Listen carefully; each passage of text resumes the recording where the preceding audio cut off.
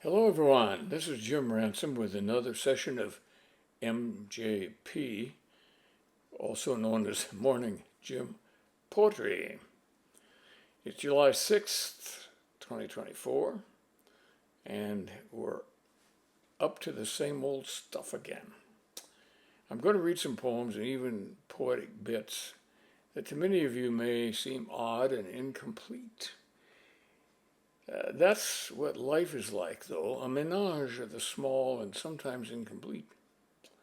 Poetry in general does not solve any major problems, so we shouldn't expect individual poems to make sense in the usual meaning of the term, but I'll try to help with that. The first poem is by one of my old favorite poets, John Crowe Ransom, no relation. And this one's called Dog. It's from this book, John Crowe Ransom, Poems and Essays. I should be able to find this. It would help if I would leave the marker in it. Here it is.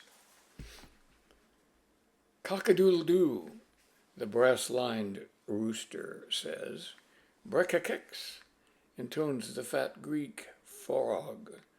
These fantasies do not terrify me as the bow-wow-wow of dog. I had a little doggie who used to sit and beg, a pretty little creature with tears in his eyes, and anomalous hand extended on his leg.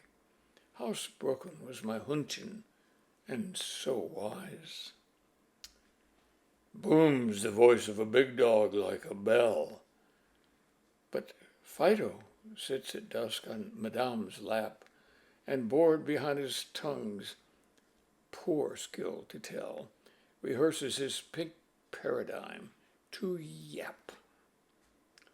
However, up the lane the tender bull proceeds unto his kine. He yearns for them, whose eyes adore him and are beautiful. Love speeds him, and no treason nor mayhem. But on arriving at the gap in the fence, behold again the ubiquitous hairy dog. Like a numerous army rattling the battlements with shout, though it is but his monologue, with a lion's courage and a bee's virulence, though he is but one dog. Shrill is the fury of the proud red bull. His knees quiver, and the honeysuckle vine expires with anguish as his voice terrible cries. What do you want of my 20 lady kine? Now the air trembles to the sorrowing moo of 20 blameless ladies of the mead, fearing their lord's precarious set to. It is the sunset, and the heavens bleed. The hooves of the red bull slither the clay bank and cut the green tendrils of the vine. His horn slices the young birch onto splinter and shank, but lunging leaves the bitch's boy untorn. Across the red sky comes Master, Hodge by name, upright, biped, tall-browed and self-assured, in his hand a cudgel, in his eye a flame. Have I beat my dog so sore, and he is not cured? His stick and stone and curse rain on the brute that pipped his bull of gentle pedigree, till a leonine smarts with pain and disrepute, and the bovine weeps in the bosom of his family. Old Hodge stays not his hand, but whips to kennel the renegade. God's peace betide the souls of the pure in heart. But in the box that fennel grows round are 2 red eyes that stare like coals. Well, we know from that the dog is certainly not cured of his bad habit. And should he have the good fortune to be let out again, he will repeat his sins. Most poems about dogs stress their man's best friend reputation. That's not always the case, as this poem shows. But now let's move on to a completely different subject, which is from this book. It's a collection of poems by other poets, but it's made by Billy Collins and published several years ago, and it's full of really good poems. This one is one that I find sad, but highly to the point. It's by Bob Hicok, and it's called Alzheimer's. Chairs move by themselves, and books. Grandchildren visit, stand new and nameless, their faces puzzled, missing pieces. She's like a fish in deep ocean, its body made of light. She floats through the rooms, through my eyes, an old woman bereft of chronicle, the parable of her life. And though she's almost a child, there's still blood between us. I pass through her to arrive, so I protect her from knives. Stairs from the street that calls as rivers do, a summons to walk away, to follow. And I dress her, demonstrate how buttons work. When she sometimes looks up and says my name, the sound arriving like the trill of a bird so rare, it's rumored no longer to exist. That poem reminds me so much of my own mother, who had this terrible condition. And I read it and chills go up my spine, but it is so true and to the point.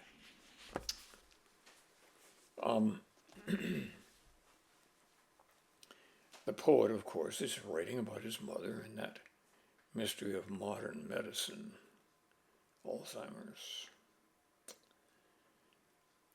And now let me move on to another poem, but we're not going to read it. What? The poem is one that probably is familiar to many of you. It's called In Memory of W.B. Yeats, and it's written by W.H. Auden. But here's another mystery. I was reading this poem one day and I realized that it seemed to be incomplete. I was reading it from a relatively recent printing, and so I went to an older edition of the poem and found the 3 missing stanzas there. Yes, 3 entire stanzas were gone from the modern edition. What or who caused these missing stanzas? I could not find the answer. After searching then, and still don't know. But whenever I read In Memory of W.B. Yeats, I'm going to go back and read the original version, and here are the 3 stanzas. They could stand as a poem in their own right. Time that is intolerant of the brave and innocent, and indifferent and weak to a beautiful physique, worships language and forgives everyone by whom it lives, pardons cowardice, conceit, lays its honors at their feet. Time that with this strange excuse pardoned Kipling and his views, and will pardon Paul Claudel, pardons him for writing well, him being W.B. Yeats.